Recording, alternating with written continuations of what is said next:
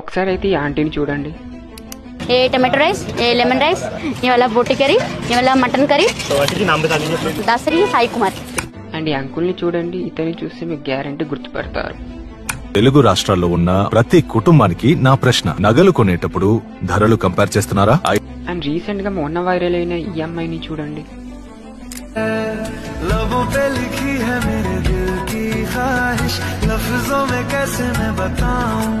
దీన్నే viral marketing అంటారు. లలిత brand ఏమో మార్కెట్ చేసి వైరల్ అయ్యాడు.